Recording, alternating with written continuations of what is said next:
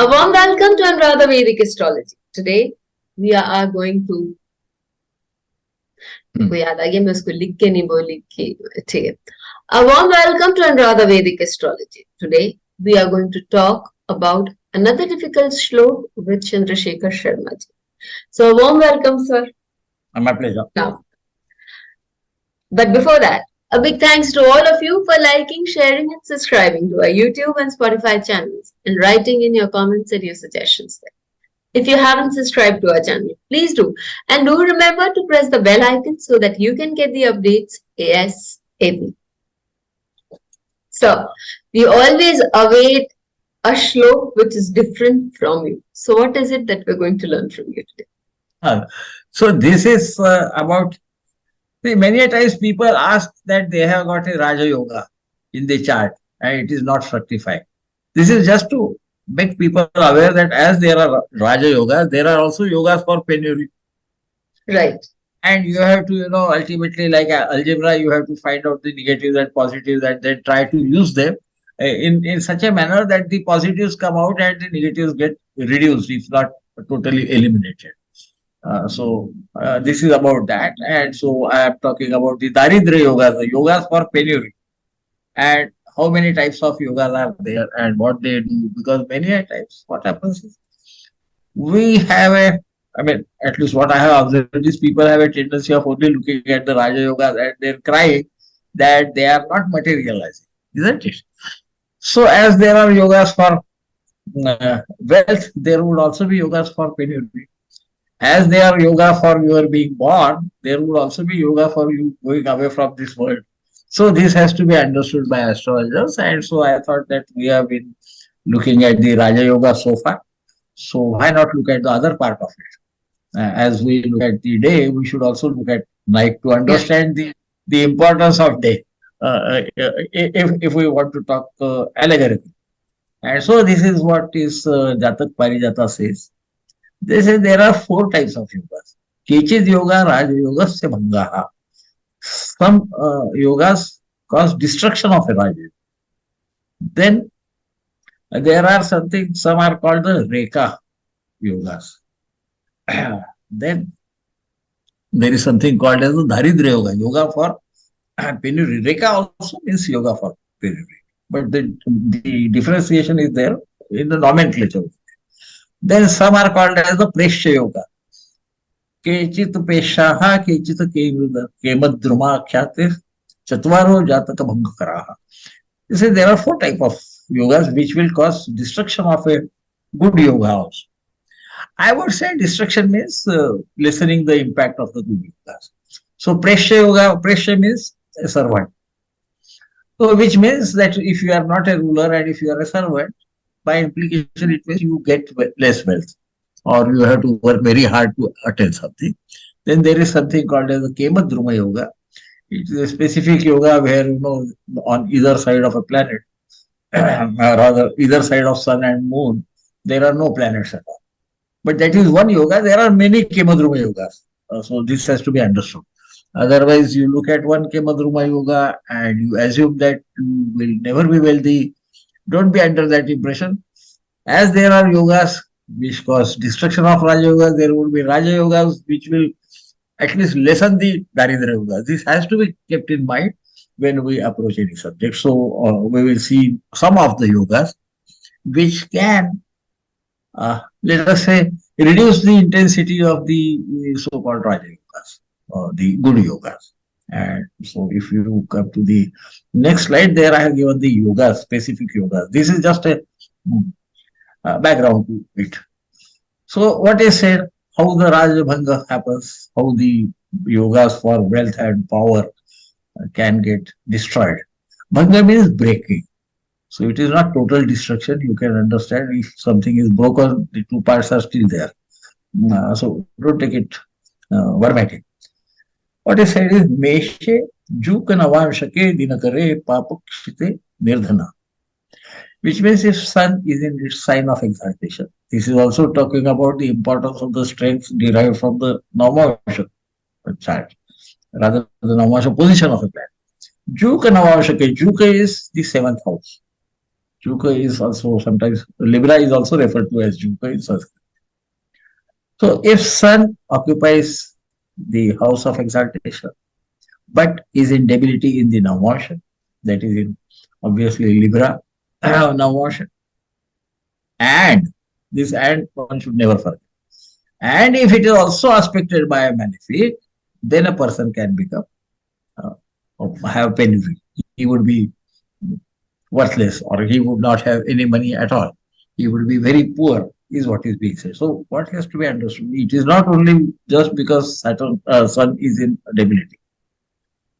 The principle is, if a planet is in exaltation in the Rashi chart, but in Debilitation in the Damam chart the and Navamsha chart, accepted. then the results are of Sun in debility. Does it mean that he will be poor? No, it has No, also been simultaneously aspected by affected by a malefic planet. Yes. really break that yoga and cause. So these small things we must always understand. Otherwise, I have heard many a time that if planet is in debility, then that person is gone. He's worthless. He doesn't have any money, etc. And you will find him to be extremely Rich successful person. person and rich person and very powerful person.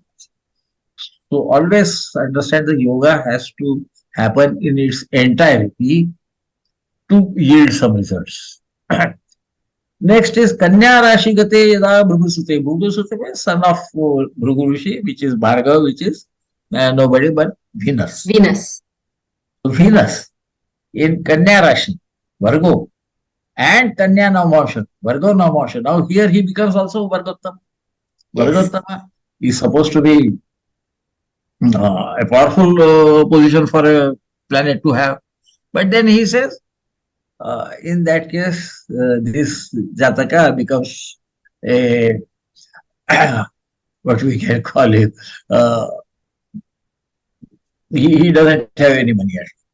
So we now we are seeing that when Sun especially, he is powerful, so he has to have something more for giving penury, and so he has to be in Aries Rashi and in debility Navamsha, so that is 3.20 degrees position, and he has to be aspected by a malefic for a person to have go under penury.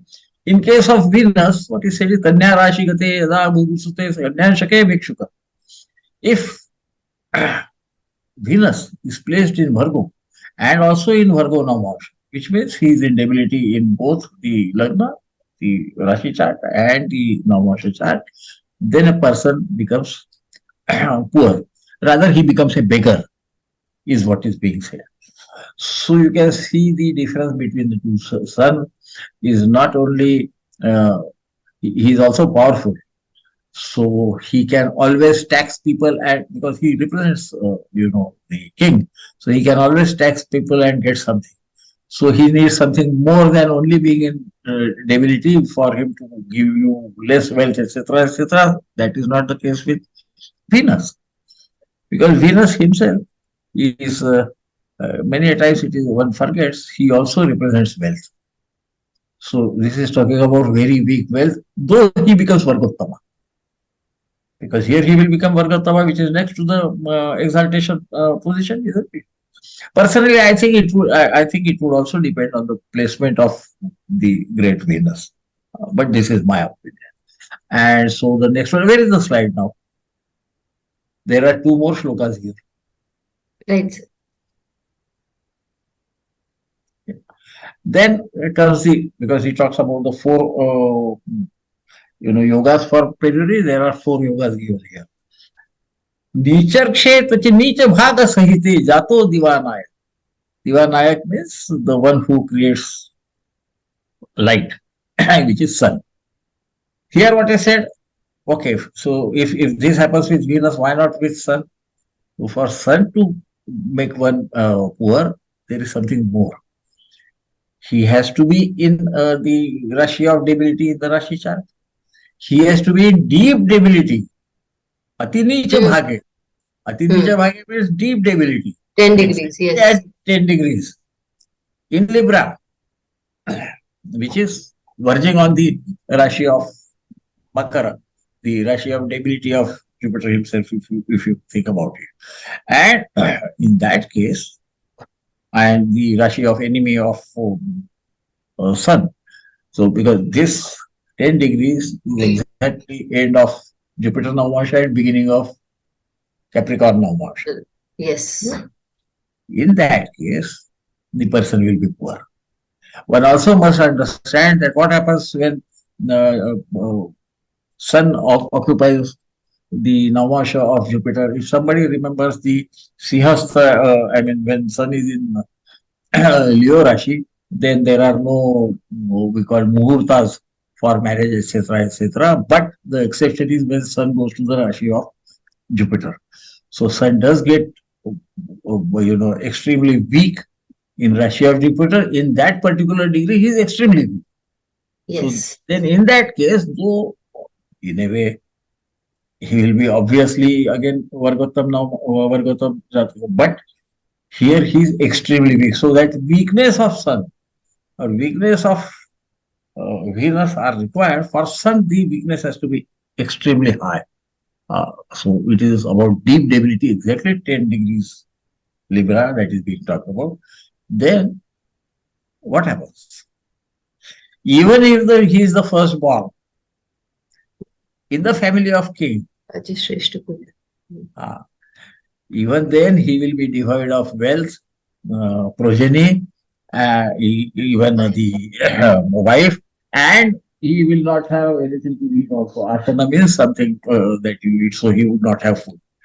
So here there is a great fall from a person being born in even a king's family and being eldest.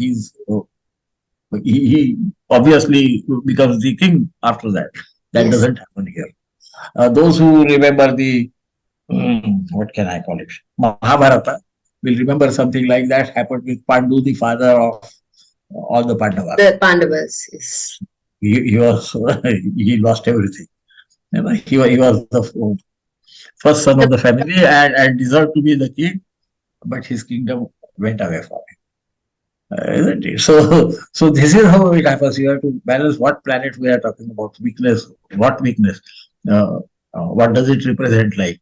So Venus represents luxuries and etc. etc. So he's being very weak, even if he is Vargotama, will cause one to be a beggar. He would not be. He is not talking about Nirdhana without any wealth whatsoever. So there is small difference between those three places, as we can see. The first one, the Sun is in Aries and Rashi of exaltation, Amasha of debility, but aspected by malefic. But he's not saying that even if he's, son of a king. Whereas in the last one, is very clear. It has to be, even if he's then he will lose, even if he's born at in a wealthy family. King's house. Yes, he'll lose everything. The shirt off his back. These small differences one must understand when we look at the yogas that are given. Applying them verbatim would many a times land us in trouble. This is what I wanted to convey to those who are new to astrology, those who are, well versed in astrology, already know it. I'm just repeating it. Thank you so much, sir. It was a wonderful three things we saw here, and very beautiful. We saw the differences also. That is, when in deep debilitation, one in exaltation and Navamsha debilitation, one in Vargottam debilitation, and one in debilitation and at a particular degree. Elders have time and again stressed the reading of the Navamsha with the Divan chart to give accurate predictions. And this shlok really brings it to the forefront. Till we meet with you again, stay safe. Thank you. Please hit the bell icon for fresh updates. Don't forget to like, share, and comment on the videos, and please subscribe to our channel.